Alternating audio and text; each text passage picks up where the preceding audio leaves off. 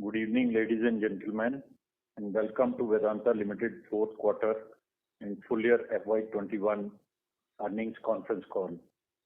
I hope everyone is here and their loved ones are keeping safe in these difficult times. I would like to express my deep gratitude to all employees who have worked hard to deliver yet another strong operating quarter. Our intrinsic spirit to do more and serve more has helped navigate in this crisis with confidence.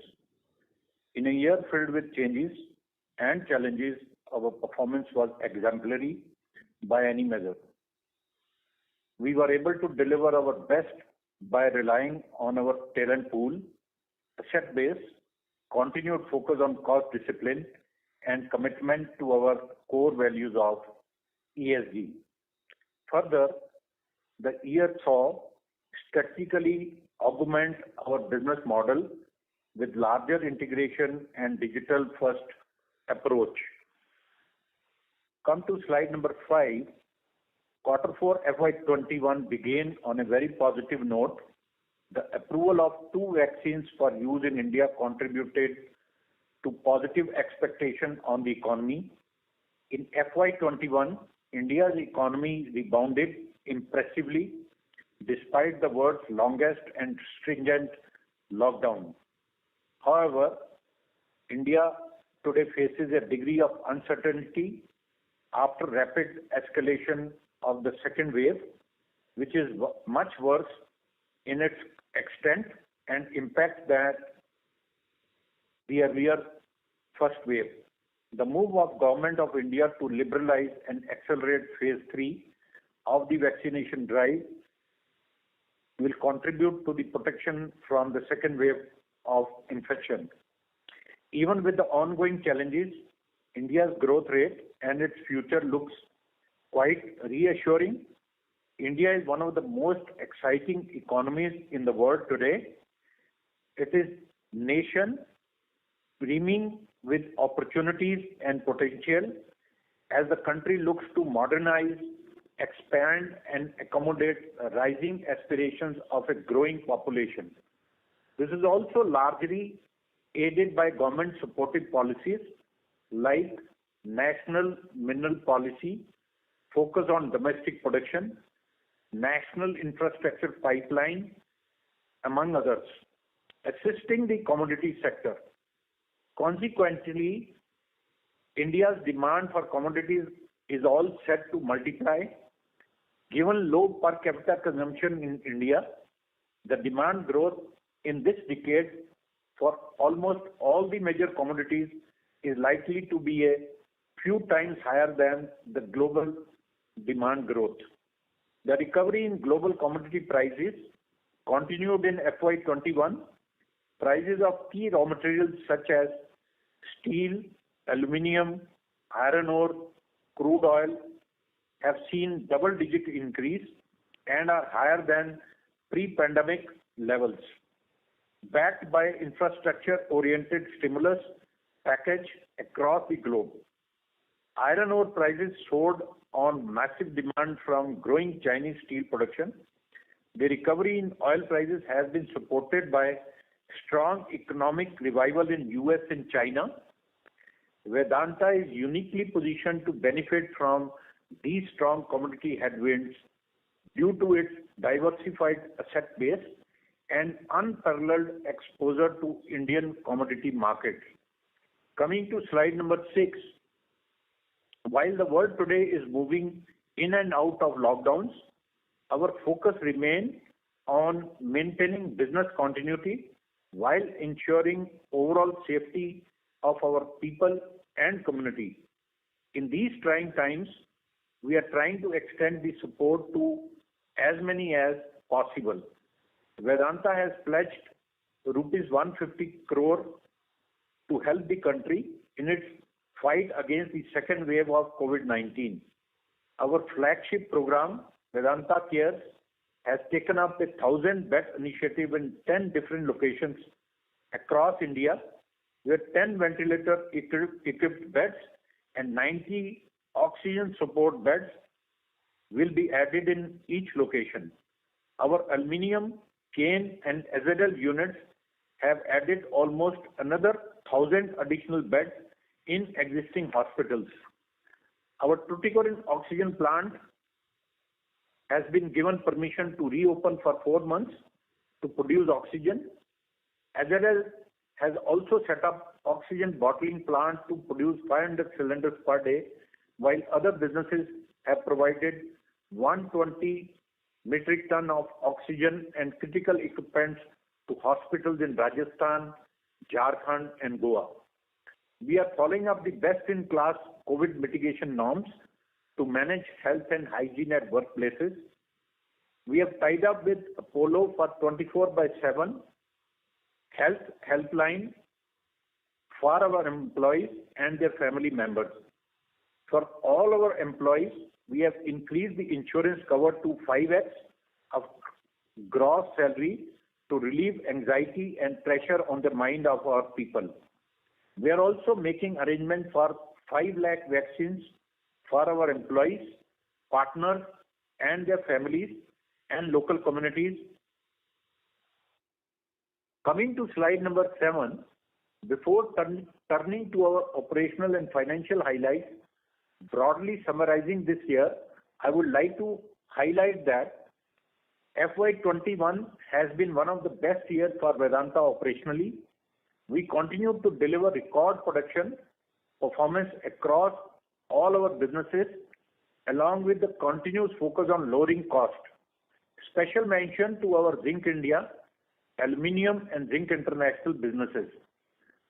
This reliable performance pace has been achieved by appropriately using technological advancements and digitization across all our businesses.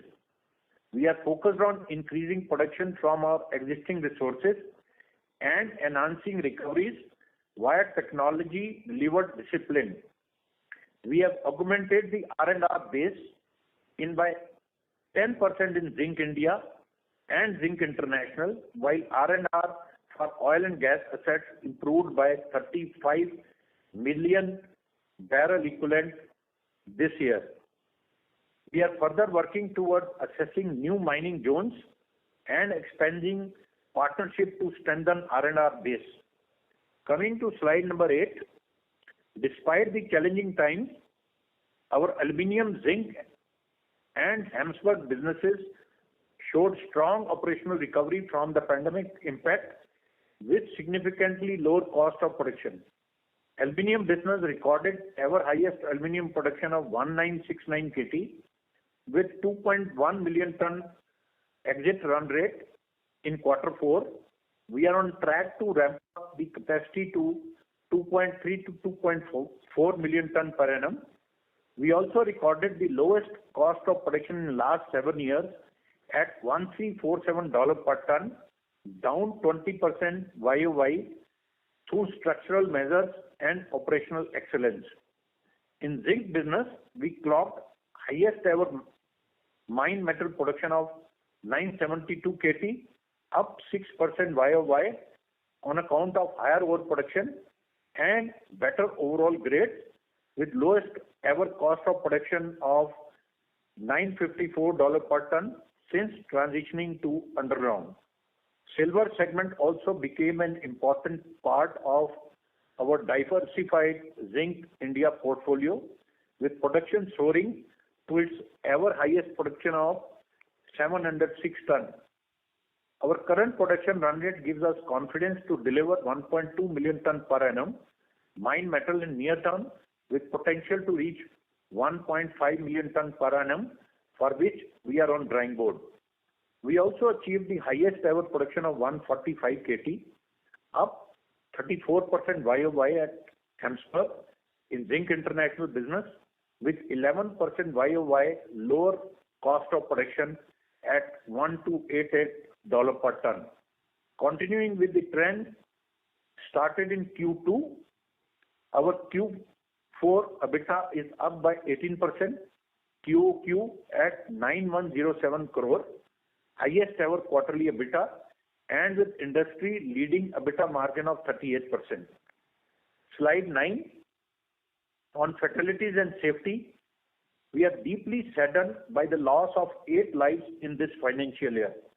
We have completed in-depth incident investigation for all these fatalities. The learnings from the incident are being reviewed with all our employees and business partners for implementation across all our BUs. The action pointers from lessons learned are being tracked and monitored at highest level, that is EXCO. We reiterate our commitment and vision to ensure all employees go home safely. The group safety team is driving various improvements to meet our vision. Our current standard is being updated continuously to ensure a seamless and transparent flow of facts and information related to fatalities and investigations. A working committee has been established to identify critical areas and recommend improvements to address these critical risks. High potential incidents and other are analyzed on a day-to-day basis. Various trainings like ICAM for improving investigation quality, cross-business safety audit training, and comprehensive chess model has been launched. Coming to slide number 10, ESG is always been our core to everything we do. And since ESG has become an increasing focus for the global commodity, we benchmark ourselves to the best of standards available. On the environment front, the focus remains on tailing dam risk assessment, monsoon preparedness of our tailing dam and waste management facilities, and monitoring high-risk non-compliances. These aspects are being monitored at group and business unit EXCOs. We managed to utilize 93.7% of our waste generated. This year we have saved 2.03 million cubic meters of water and recycled about 83 million cubic meters of water, up 17% YOY. Our energy savings were 1.86 million gigajoules for the year. We contributed about rupees 35,000 crore to the exchequer in this financial year. With a social investment of rupees 331 crore, we are touching the lives of 42 million people through our various CSR programs. We currently have constructed more than 2,300 Nandgars, women and child care centers, and aim for 4,000 Nandgars till 2022. On the governance side, we continue to hold ourselves to the highest level of transparency with strict adherence to code of conduct. We are also taking steps towards being an inclusive organization. We are consciously working on all levels to achieve 33% women representation across all our decision-making bodies. We appointed India's first women underground mine manager at our Zawar mine in Hindustan Zinc. We have strengthened our governance structure to have strong board and management committees ensuring oversight and compliance. Coming to slide number 11, on carbon strategy, we aim to slowly build and modify the organization processes to achieve net zero carbon emission. A carbon forum has been formed with sets of carbon agenda by deliberating the monitoring mechanism of the optimum YOY targets. We have introduced a carbon rating system and taken a 5-year target to have 40% projects with 4-star rating and above. This is keeping in mind the aim to meet the global expectation and business realities. In cognizance of the importance of this subject for the company, already appointed Director Carbon and Social Performance who will drive this agenda. Our efforts have resulted in 13.8 million tons of avoided GHG emission since 2012. We have included carbon KPIs as part of employee stock option structure to drive increased awareness. We are also signatory to private sector commitment on climate change, which we will wholly honor. We have also released our first TCFD report making us the first organization in metal and mining space in India to do so. Turning to slide number 12, coming to our business verticals. In our aluminum business, we again saw an excellent quarter in terms of record cost and production performance in aluminum and alumina vertical.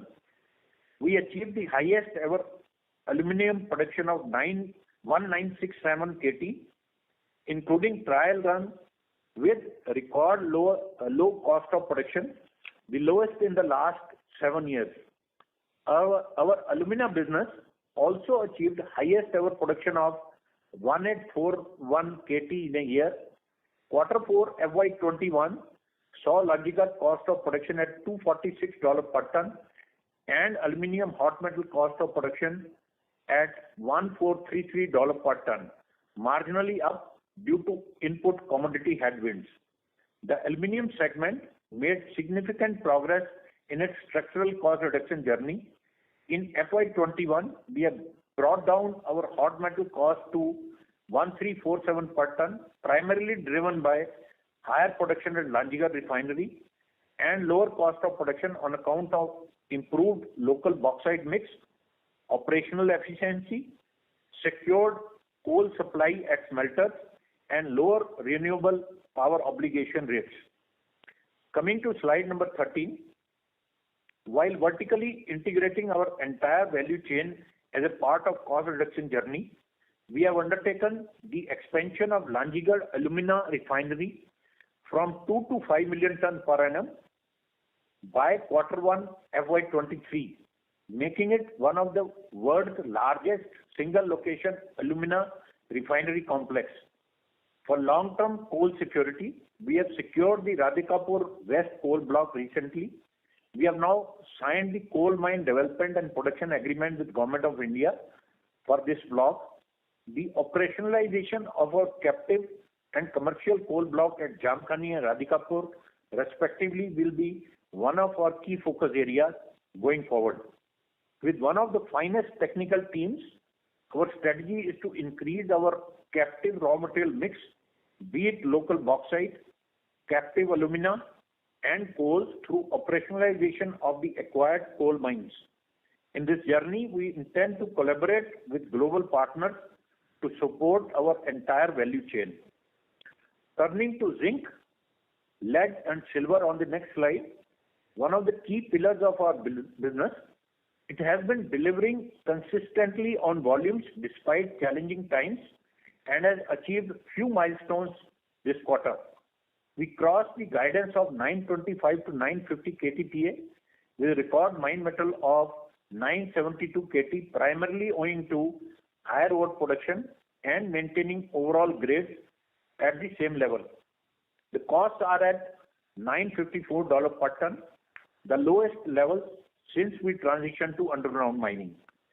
In addition to being a global leader in the zinc and lead business, we are now pleased to announce that we are the 6th largest global silver producer.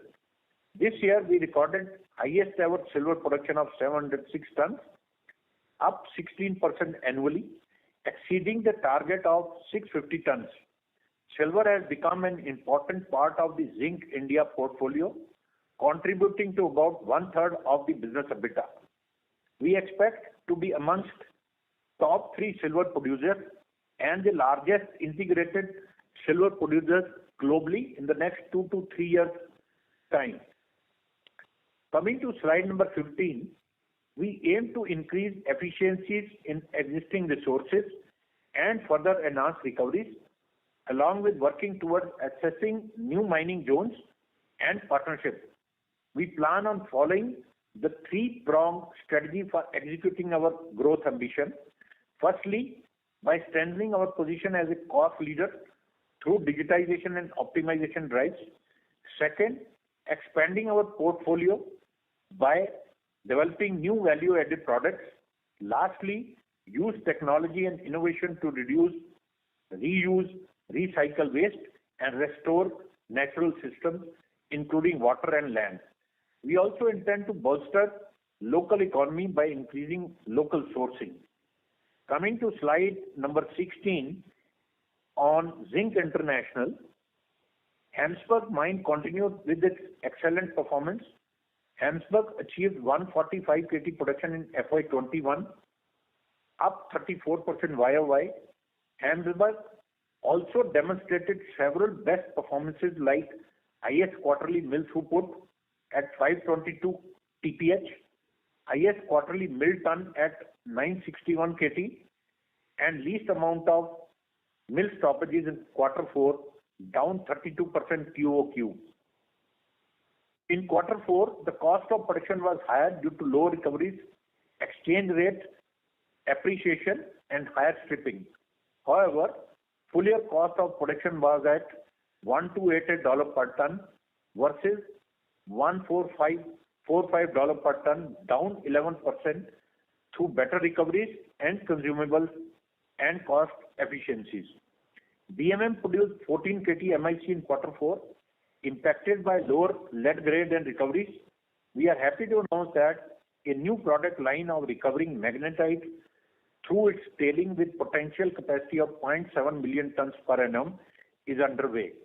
A pilot plant of 60 KTPA capacity is commissioned and producing very high grade concentrate. Scorpion Zinc mine and refinery remains under care and maintenance owing to geotechnical instability in the open pit. Activities to restart the mine are progressing well.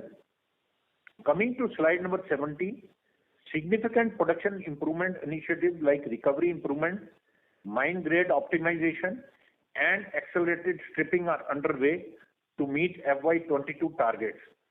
Turning to slide number 18, on our oil and gas business, the quick recovery of global crude prices lead to positive headwinds for the business. Gross oil and gas production for the quarter was 165 kbopt as compared to 160 in quarter 3 FY21, with Q4 exit at 173. The increase in volume is primarily due to ramp up of polymer injection in Bhagyam and Aishwarya fields and increase in gas sales from the new terminal, partly offset by natural reservoir decline in the fields. The operating costs are at $9 per ton again per barrel compared to $7.7 per barrel in quarter 3, up due to increase in workover and maintenance activities. The volume ramp up from the gas facility as well as ABH to its full potential is underway. Commissioning delays due to pandemic affected certain projects like tight gas, tight oil, polymer infill, and MPD upgradation led to performance lower than the guidance in FY21. In FY22, we aim to achieve full ramp up from ongoing capex projects. In addition, we have identified new infill drilling opportunities in Rajasthan to increase recovery from the fields and manage natural decline. The facility upgradation is complete, assuring new project will have no other dependence to deliver volume. Exploration wells are also planned in Rajasthan and offshore to augment resource base. In OLEP, we have commenced a 15-well drilling program across Rajasthan, Assam and Cambay with early monetization plans depending on exploration success. Coming to slide number 19, our oil and gas business has been in forefront in using digitization and technology to drive efficiency and recovery. Digitization initiatives are being implemented to improve asset reliability. Projects like polymer, water management, and EOR, ASP are underway to enhance recovery. We are evaluating various global players to partner with us on a solution-based approach and achieve our vision for oil and gas business. In respect of the production sharing contract for Rajasthan, a division bench of Delhi High Court in March set aside a single judge order directing the government of India to extend the PSC on the same terms, and extension of the PSC will come under the GOI extension policy dated April 7, 2017, which entails us to pay additional 10% profit petroleum. The government has extended the PSC for another 3 months, and positive discussions as we speak are on with the government for a hopeful securing 10-year extension of the PSC. Coming to slide number 20, moving on to our iron ore business. In Goa, we capitalized opportunity of improved global prices in Q4 with sales of 0.8 million ton, taking the FY sales to 2.1 million ton. The increase in sale was an effect of beneficiation of low-grade iron ore procured. Further, for the resumption of mining in Goa, we are continuously engaging with state and central government with the support of impacted stakeholders. In Karnataka, we have seen strong performance with 4.4 million tons of sales during the year. The margins were supported by high domestic iron ore prices, though restrained in full value due to trade barriers in Karnataka. Our value-added segment benefited by domestic steel prices, coke prices, efficiency improvement, and better byproduct credit. We achieved highest ever quarterly margin of $153 per ton, up 15% QOQ, and a 3x increase YOY with FY21 margin at $105 per ton as compared to FY20 margin of $26 per ton. Coming to slide number 21 on electro steel, the business recorded quarterly saleable production of 319 KT flat YOY with a robust margin of 22% at $131 per ton, highest in FY21 on account of improving macro factors and steel prices. The sales were at 323 KT for the quarter, taking the FY21 sales to 1231 KT, up 4% YOY. The VAP mix increased in FY22 to 72% and expected to be about 92% in FY22. We are underway to double the capacity to 3 million ton per annum by completing the unfinished facilities with productivity improvement and capacity enhancement as part of original design and capacity upgradation of existing facility through technology, automation and digitization in next 16 to 18 months time. Coming to slide number 22, since Wackers acquisition, we have operationalized and enhanced the production at both its mines, delivering strong growth and margins.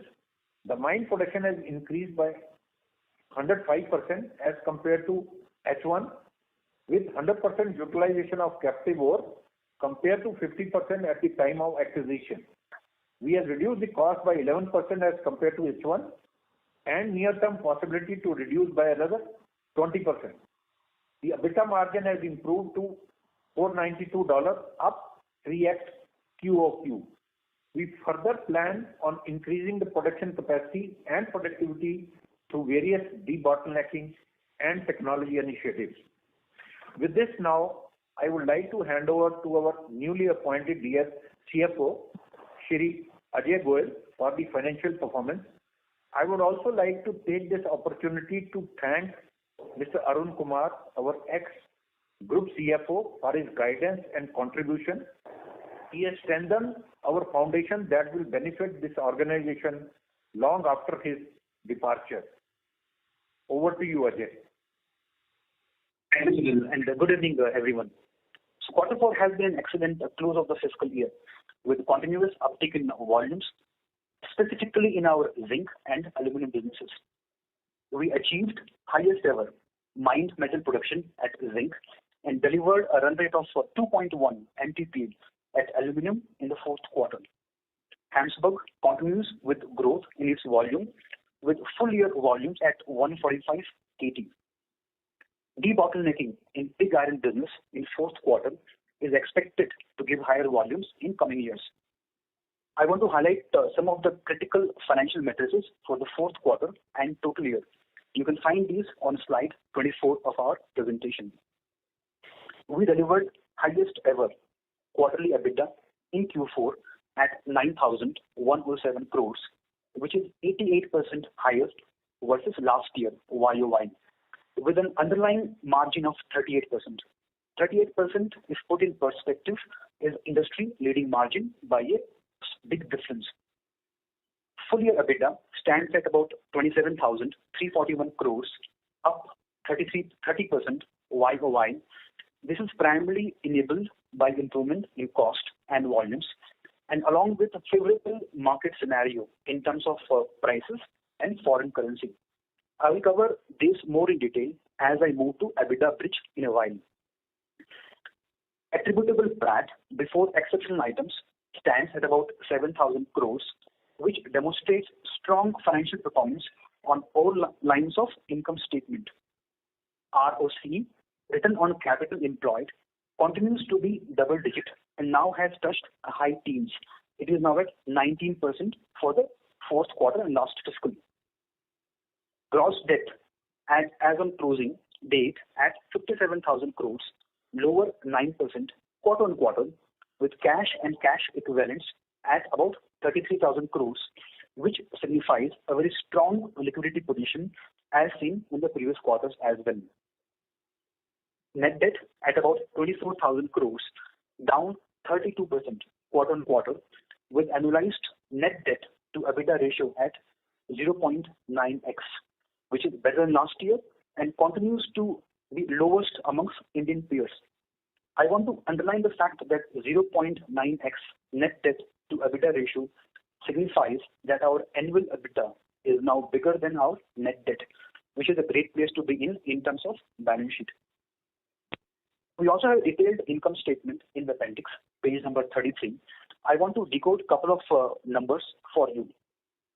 Depreciation charge for fourth quarter was 2,055 crores, higher 7% quarter on quarter, in line with the guidance and primarily due to higher volumes and capitalization at Zinc India and POTS in our aluminum businesses. Full year depreciation at 7,638 crores, lower 16% YOY due to impairment of our assets at oil and gas in fourth quarter last year. So it has a base effect as well.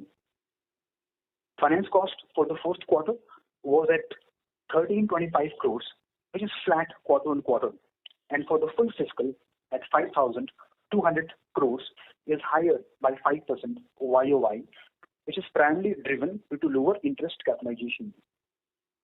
The average cost for the year stands at about 7.9%. Investment income for Q4 was at about 860 crores, higher 12% quarter on quarter, primarily due to change in mix of investment, and for the full fiscal at about 3,200 crores, higher by 34% YOY, with again a change in the mix of the investments, partly offset by lower quarters. The average investment income for the year stands at about 5.9% pre-tax of the current portfolio. I wish to add that our investment strategy is quite robust, and we invest mostly either in AA or in AAA rated securities. Finally, in terms of normalized ETR, the tax rate for the last fiscal is about 27%, which is before any exceptional items, before any tax on intra-group dividends, and before one-time recognition of deferred tax asset, almost 3,000 crores, which we have booked on past losses of ESM. This 27% ETR for last year compared to previous year of 34%. So reduction in the tax rate is enabled by change in the profit mix of the entities where we are entitled to a lower tax rate and adoption of the lower new tax regime in one of the subsidiary entities. I now move to EBITDA bridge. First, starting with the EBITDA bridge sequentially, which is quarter on quarter, and you can find this on page 25. So as you can see on this page, EBITDA for the quarter stands at 9,107 crores, higher 18% quarter on quarter. I think it's quite clear that a favorable market condition in terms of higher metal prices have been conducive for achieving highest ever EBITDA, and this is supported by volume ramp up at zinc and aluminum businesses. This was partly offset by higher cost of production at aluminum and steel businesses, which are due to higher input commodity inflation in line with the higher metal and commodity prices. Moving on to EBITDA bridge YOY with last year on page 26. The overall narrative for EBITDA growth of 88% YOY remains somewhat same as I explained on the previous chart sequentially. So with metal prices forming a substantial chunk of overall growth, giving a gain of almost 4,100 crores, along with volume ramp up at zinc and aluminium, it's about 900 crores, partly offset by higher costs. With that, I move to next page, net debt, on page 27. So as you can see, the net debt as on March 31st at about 24,000 crores, showing an increase of 3,000 crores vis-a-vis last year. However, if you exclude the intercorporate loan, almost $1 billion, which is an investment for us, effectively the net debt has reduced by 4,000 crores, primarily driven by strong free cash flows post capex 14,000, partly offset by payment of dividend 9,000 crores. Free cash flows from the operations for the year was almost 14,000 crores, with positive cash flow from operations of 23,700 crores, primarily driven by very strong EBITDA performance. This has been again partly offset by working capital investment of 2,500 crores, which one can mainly attribute towards unwinding of export advances at our aluminum business and further capex of almost 7,300 crores. The impact of positive cash flow was offset by payment of dividend and intercorporate loans. I move to balance sheet, page number 28. With a strong position of cash and investment of almost 33,000 crores, our focus on balance sheet management continues. Robust operational and financial performance, strong cash flows, and excellent banking engagement helps us further widening and deepening our access to money markets. The average maturity of term debt consistently remains more than 3 years on a rolling basis. With refinancing strategy in place to further improve this during the coming year, we have been able to hold our average borrowing cost at 7.9% for the full fiscal. Credit rating has improved from earlier negative outlook to stable outlook by India Rating. So both by CRISIL and India Rating, our outlook remains stable. We continue to maintain net debt to EBITDA at 0.9x, lowest amongst the Indian peers by a long margin. Finally, in terms of self-funded capex on page 29, our capital allocation strategy is quite disciplined, which lean towards achieving overall objective of maximizing shareholders' value, deleveraging the balance sheet, and to invest in next phase of growth project. Following these guiding principles, next year our growth capex spend would be around $1.1 billion, primarily into oil and gas, 400 million, aluminum, almost 300 million, zinc, 100 million, and the remainder across our portfolio. Overall, we continue to allocate capital with prudence, focus on generation of good cash flows, thereby increasing volumes and lowering cost and delivering robust shareholder returns. To conclude, in summary, I would say we delivered very strong results for the fourth quarter in terms of operations and profitability, and we leave the year with a stronger balance sheet. This gives us solid foundation as we usher into Q1 in the new fiscal year. With that, I will hand back to Sunil for wrap before Q&A. Thank you. Thank you, Ajay. Before we open the floor for questions and answers, I would like to reiterate our strategic priorities that will drive long-term value for all our stakeholders. 1. Continued focus on world-class ESG performance being our foundation. 2. Augment reserve and resource base to fuel the growth. 3. Delivering the best from our assets and people with a focus on cost leadership. 4. Optimize capital allocation and maintain strong balance sheet. 5. Continue track record of delivering value-added growth in all our businesses. With these strategic priorities, I declare the floor open for question and answer. Over to operator. Thank you. Thank you very much, sir. Ladies and gentlemen, we will now begin the question and answer session. Anyone who wishes to ask a question may please press star, then 1 on the touchtone telephone. If you wish to remove yourself from the question queue, you may press star, then 2. Participants are requested to use handsets while asking a question. Anyone who wishes to ask questions, please press star, then 1. The first question is from the line of Indrajit Agarwal from CLSA. Please go ahead. Sir, hi. Thank you for the opportunity. 2 questions from my side. First is on guidance, the oil and gas business. Our guidance of 175 to 185 kilobarrels per day look a little muted given that in March run rate was 173 kilobarrels per day. So when can we see the step change in that business in terms of production run rate? Because we remember not too far back we had a guidance of somewhere around 200 to 225 kilobarrels. So we are giving a guidance between 175 to 185. So like I said that we have exited the year with a run rate of 173 and a average of 164 for the quarter. So our projects got delayed because of the pandemic, and there were some teething issues also. With a base of 163, 164 for the quarter, we are hopeful that we'll be able to add the volume of 1450K with the projects which are being ramping up. But apart from that, we are doing certain projects on additional gas wells and some injection wells and some exploration projects.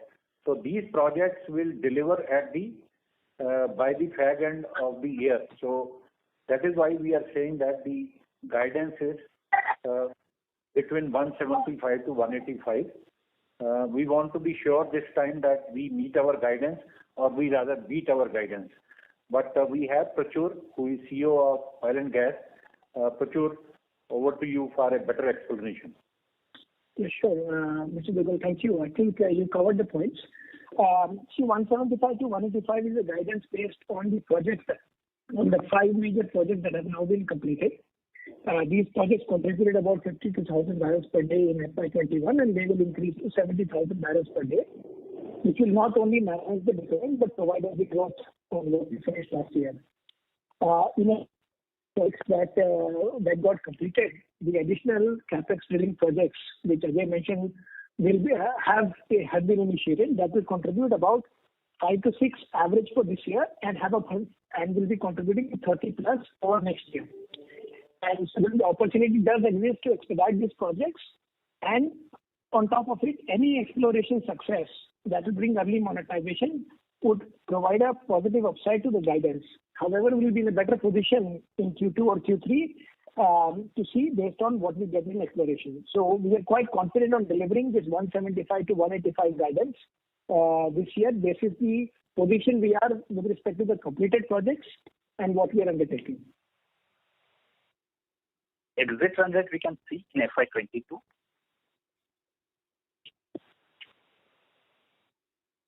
Prachur?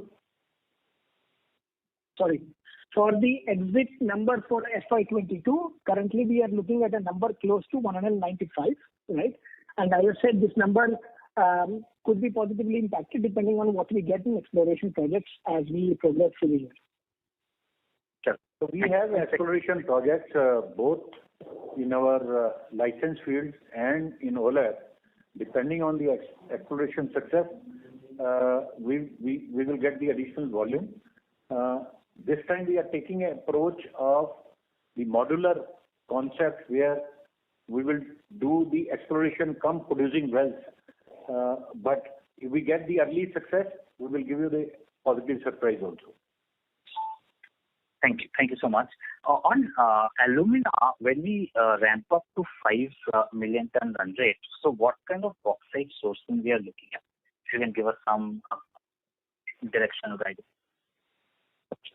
So we have the option when we are ramping up from 2 million ton to 5 million ton, based on the imported bauxite, it will give us a upside of $100 per ton of the cost.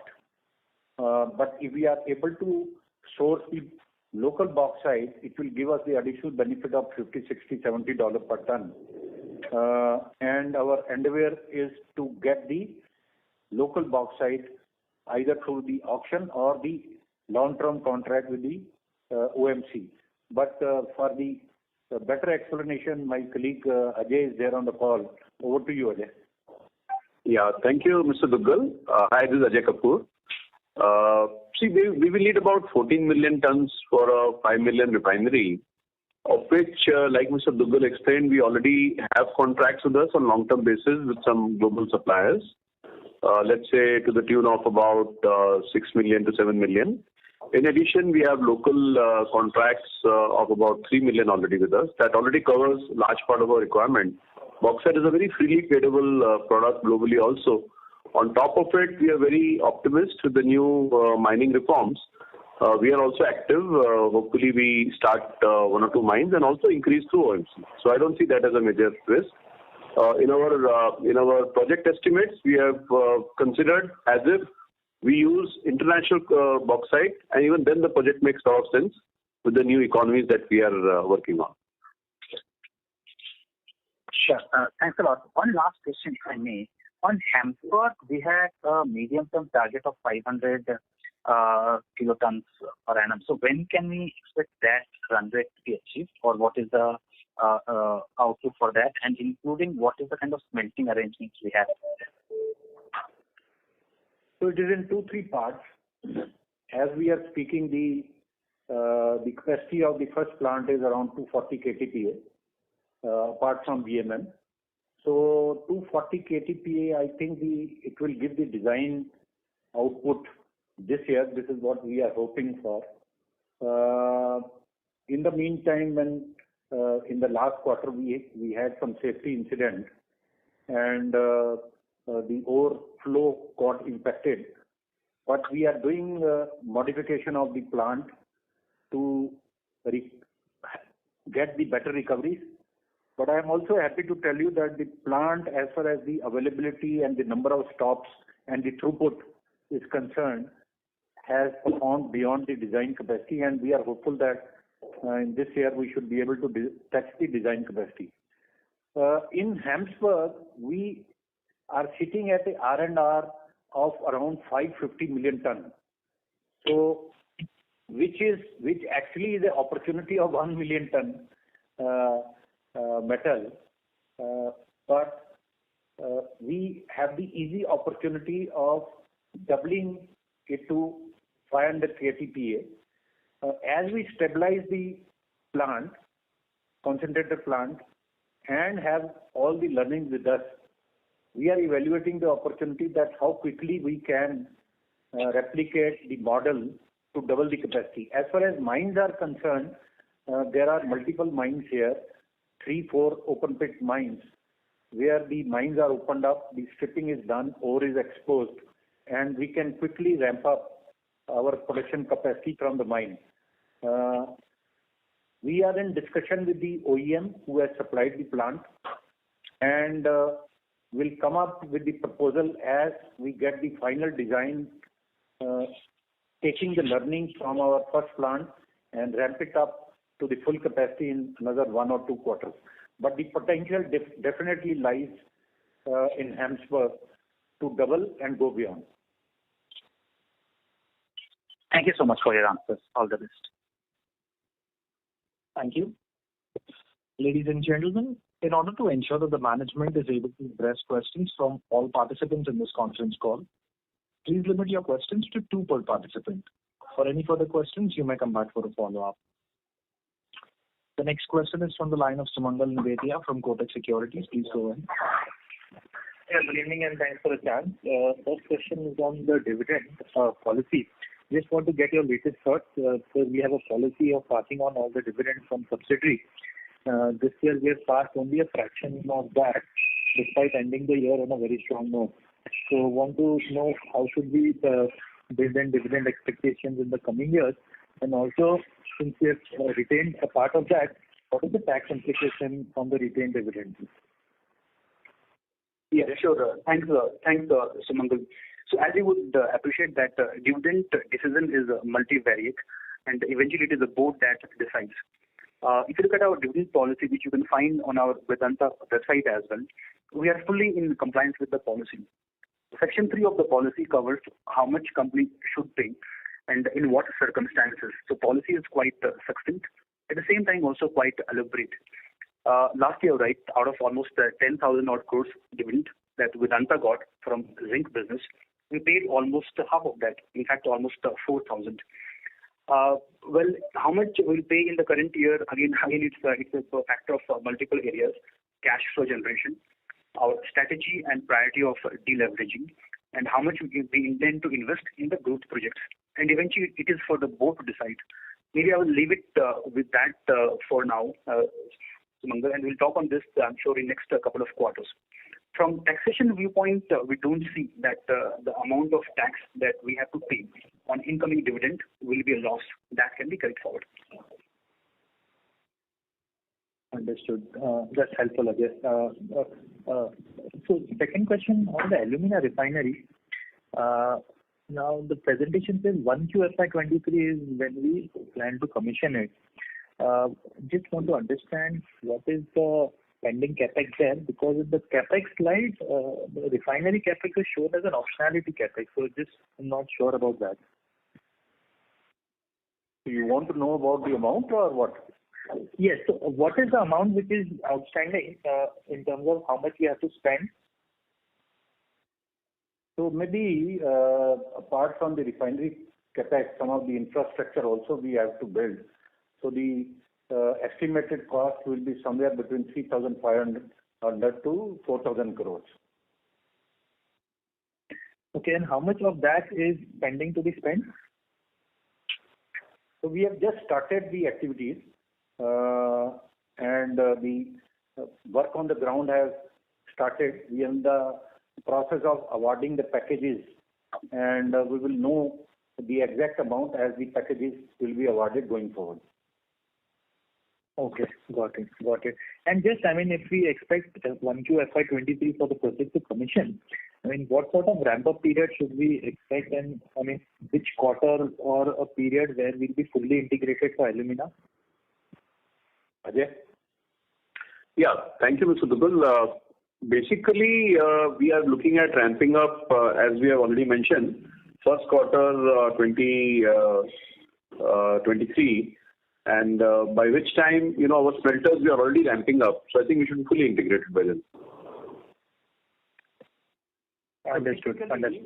But typically for any project to stabilize, it takes 1 or 2 quarters. Yes. Okay, thank you. This is very helpful, and all the best. Thank you. Thank you. Thank you. The next question is from the line of Amit Dixit from Edelweiss. Please go ahead. Yeah, thanks for the opportunity and congratulations for a good set of numbers. My question is that, previously we used to give a slide regarding the debt level at the parent. So is it possible to give that number now and the kind of repayment that parent has in FY22? Ajay? Sure. Thanks, Amit. There's a last slide in our presentation. I think slide 51 covers partly what you asked for. Slide 52. Right now for Vedanta Resources Limited, that debt maturity over next 2.5 years is about 1.5 billion. And I'm sure you are tracking the money market quite closely. The yields has been corrected. They will correct again in the near future. We also got a robust balance sheet and good leveraging ratios, as you may have seen. So it will be a mix of both refinancing and repayment. Significant source for the parent, of course, will be a payment of dividend from the VDL. So again, a mix of repayment and refinancing will be strategy. No, so of this 1.5 billion that is due, can we expect some support from Vedanta Limited in terms of intercorporate deposits or some? Well, I think we don't have any plans as such for any kind of intercorporate loans. And as you would appreciate, for a comment on Vedanta Resources, I'll be frugal with the words, and maybe we can limit our discussion around VEPL, Vedanta Limited. Thank you. No problem. The second question is on the exceptional item that we have taken on the KCM. That is like almost 213 crores provisioning. There is a remaining 211 crores. So in light of the operations we closed, do we expect some kind of more provisioning on this account this year? Well, as you know, on the KCM total balance of advances about 650 crores, and 1/3 was provisioned in F20, and another 1/3 in the last fiscal.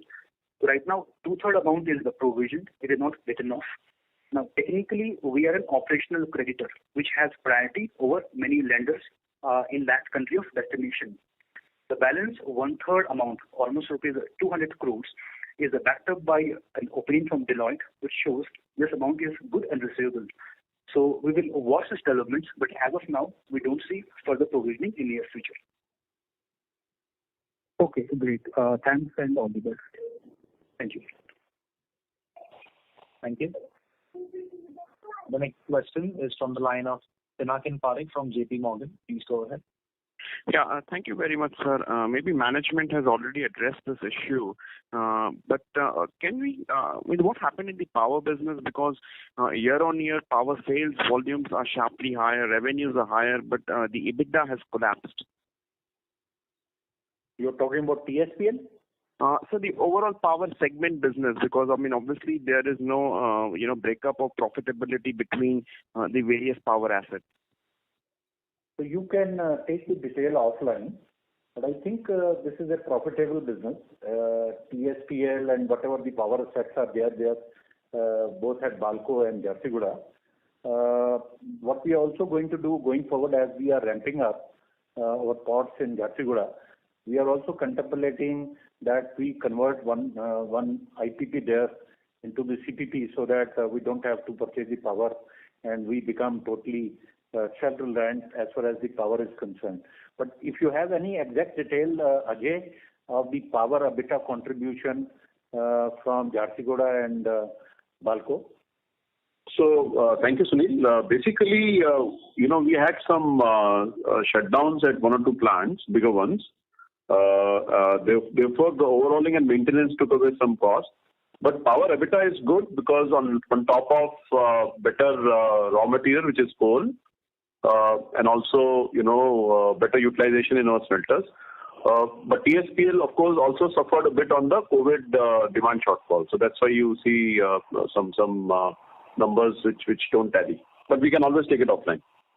Sure, sir. I mean, just to follow up, because Q3 EBITDA in the power segment was 386 crores, while Q4 has fallen to 151 crores, even though both the sales volume and revenue are up sharply. But I'll take it offline. My second question is on oil. If I look at the capex for oil over the FY 19, 20, and 21, it's roughly around $1.2 billion. And this year there was 52,000 KPD of higher production.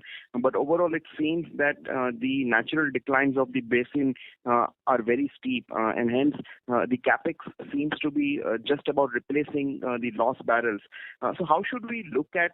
Can we get more sense of the decline rate of the basin and going forward, even the enhanced oil recovery capex that we are incurring, we would struggle to see very large volume growth going forward because the capex of the last 3 years does not seem to have translated into material barrels coming through from the reservoir. That is not exactly like that. I think my colleague Prachul will add on. But our decline has been less than what we had originally thought. So as far as decline is concerned, it has not surprised us. The only situation has surprised us because when the COVID came and the projects got derailed and the work stopped for a few months, and when the project restarted also, it started at a lower pace and that is why the exit volumes have not come to the level, and the peak has not come at a time when what we had projected. And the lower oil prices regime also did not excite us to go very aggressively. So that is why the original capex plan are giving us the value as such, but the timing could be different and the peaking could be different. That is why you may not be able to see that the capexes are delivering in the quarter we were talking or the guidance we were giving. But from my viewpoint, the capexes are delivered. In the next year, what we are doing is that we are doing those capexes where the surface facilities are not required, and we can quickly add the volume. And apart from that, the lot of success will depend on the exploration. We are also in touch with the government, where we are trying to explain that in the current context, we are contributing about 65-67% of the oil prices to the exchequer. And government has become mindful of that, and they want to listen to us. They want to collaborate with us. And we are trying to explain it to them that it is in the best interest of the country and our people that we produce more oil, because every barrel of oil which is imported, which contributes nothing to the government, every barrel of oil which is produced domestically contributes 67% to the government. So that better sense is prevailing, and government is coming up with lot of supportive actions. And I think if they will come up, then our spending could be a little more aggressive going forward, and you can see the much healthier growth in terms of volume which will be coming up. But Prachur, you can add on from what I have said already. Mr. Dugal, thanks. So I think you're correct. So as far as the previous capex projects are concerned, so all the capex projects have delivered the reserves that were required to be generated.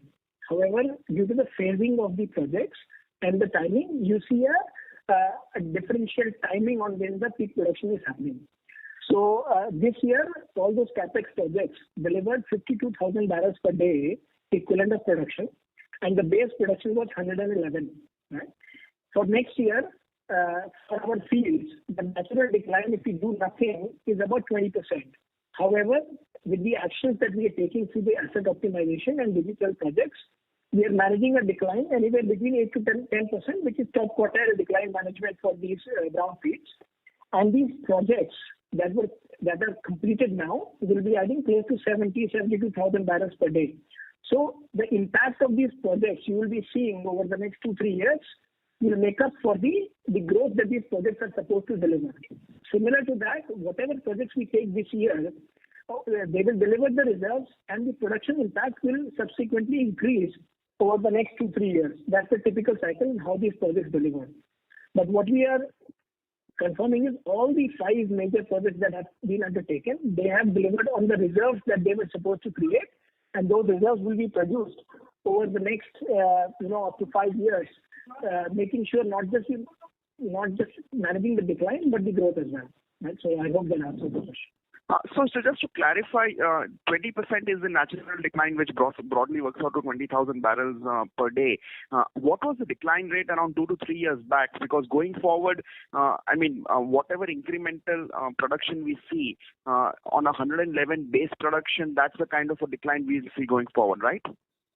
No, so that's what I'm saying. So this year was 111. If we do nothing, it's a 20% decline. However, we will be delivering 105, which is approximately 6 to 7% decline through the decline management and asset optimization activities that we have undertaken. And among the projects that we undertook, we have increased our capacity of liquid handling in our Mangla MBA field from 900,000 barrels to 1.3 million barrels. So that gives us a lot of room to manage the decline. So you would not be seeing a 20% decline, because 20% decline is a do-nothing scenario. If we leave the field on its own and it doesn't do, no activity is being carried out. So typically what we have been managing is anywhere between 10 to 12% decline. But with these projects coming through, not just they add the growth, but they also support the decline being much lower than a natural do-nothing sort of a decline. Understood. Thank you very much. But finally, I just want to add one sentence is, ultimately, what is the wealth? Wealth is the resource. Resources are intact. Correct.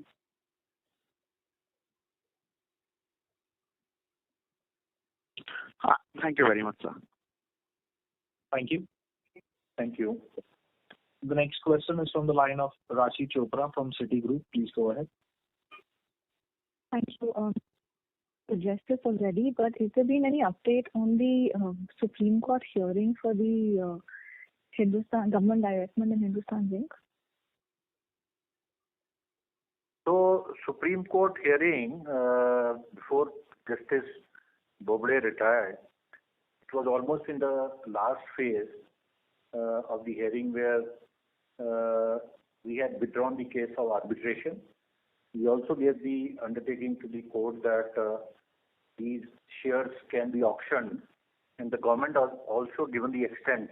So that was the last update on the hearing. But I think now the next date of hearing, more or less, this case will be decided, and the court will give the permission to the government to auction it in a very transparent manner, and that is what the government is contemplating and going in the direction.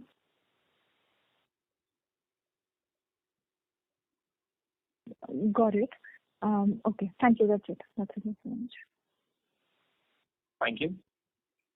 Ladies and gentlemen, we take the last question from the line of Ritesh Shah from Investec. Please go ahead.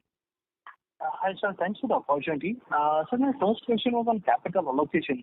How is the group's interest to get into other segments like oil refining, also something like at Hindustan Zinc level, we have been speaking about the fertilizer business and the Gujarat smelter which is there.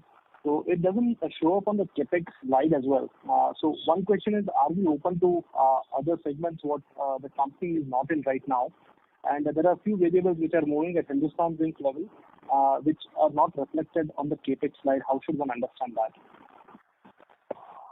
So as far as capex is concerned, so we also need to have the capital allocation discipline, depending on the priorities we have in hand. So like this year, what are the priorities? The priority is to finish the unfinished capex at Hindustan Zinc, which is hardly anything left now. Quickly ramp up to 1.2 million ton. Spend some capex in oil and gas, where near field opportunity where we can drill the wells, inject and produce more. Some exploration capex, where the chances of success are very high. Similarly, in electro steel, finish the unfinished project to complete and ramp it to a volume of 3 million ton. Similarly, in ESL, to debottleneck one of the furnace, which is 1.5 months shutdown time, quickly monetize the opportunity of the commodity market. Similarly, in aluminium, the priority is to ramp up the alumina production so that we become more and more integrated. Add up some value-added product capacities to capitalize the opportunity of the high premiums. So like that, we have prioritized some projects for the current year. But at the same time, we are also evaluating the other projects. As we will go forward, depending on the priority and the return and the discipline of capital allocation, we will keep deciding. But there are a lot of exciting opportunities in hand as of now, for which we are excited that how quickly we can get more premiums, add value-added product, get more domestic share, quickly ramp up our production in various assets. That is the priority right now for the current year. Right. But sir, should one assume that we are open to say something like downstream aluminium, oil refining, which are a bit of different categories or different revenue streams? Will we be open to something of this sort of different streams of revenues? No, we keep evaluating all the opportunities depending on the priority and the capital and the return we can get as soon as possible. We set the priorities. Sure. Sir, my second question is, the promoters have increased their stake by around 10%. As a minority shareholder, how should one look at this particular variable going forward? Because the eventual goal was to reach at 75%. I know this is more of a question at the parent level, but any color over here would be useful. And just a related question, how should one look at the encumbrances at Hindustan Zinc level, the pledge which was created corresponding to 10,000 crores, and likewise the pledge and encumbrances which are there at the Vedanta level. Given the cash flows are very strong, is this something that which can be wound up in near future? Ajay? So on the first point, Ritesh, around the stake increase from 55 to 65 recently. You're right. Right now we had one voluntary open offer, and the stake of the promoters has gone up from 55 to 65. This is in line with the strategy of simplification of our structure, which will also maximize the overall return for all shareholders, be it the promoters and the rest all. What may happen, I guess, in the near future, I think here I would not go ahead of myself, as you would appreciate. And areas like this are also a matter of board discretion. So maybe we'll talk on these areas in upcoming calls. On the matter of SZL, maybe Sunil may want to comment. What is your question on SZL? The cash usage. Sir, we have raised around 10,000 crores by creating a pledge at Hindustan Zinc. Now, given the cash flows are pretty strong at Vedanta level as well, so is that something which can be unwound? Same thing, basically. I think Vedanta level there is significant pledge and encumbrances on the holding. Okay. Given the cash flows are very strong, if the dividend payout is better, I think all these things can actually be simplified. No, it all depends on when we want to disperse the dividends or we want to spend the amount, and there are long-term investments which have been done, and if we break those investments, we get impacted on our return. And if there are equity available from the market, which we can lend, which we can borrow at a reduced cost compared to the loss we will get. So this is all a dynamic decision which is taken. Depending on what makes sense, we take a decision at that point of time. Sure. Thank you so much for the answers. Wish you good luck. Thank you. Thank you. Thank you. Ladies and gentlemen, that was the last question. I now hand the conference over to Mr. Varun Kapoor for closing comments. Thank you very much, operator. To conclude, thank you again all for taking the time to join us this evening. We wish all of you stay safe and stay protected. In case you have any further questions, please do not hesitate to contact either myself or the rest of the IR team here. We wish you all a very good evening, and I will pass it back to the operator for that. Thank you very much, sir. Ladies and gentlemen, on behalf of Vedanta Limited, that concludes this conference. We thank you all for joining us, and you may now disconnect your lines.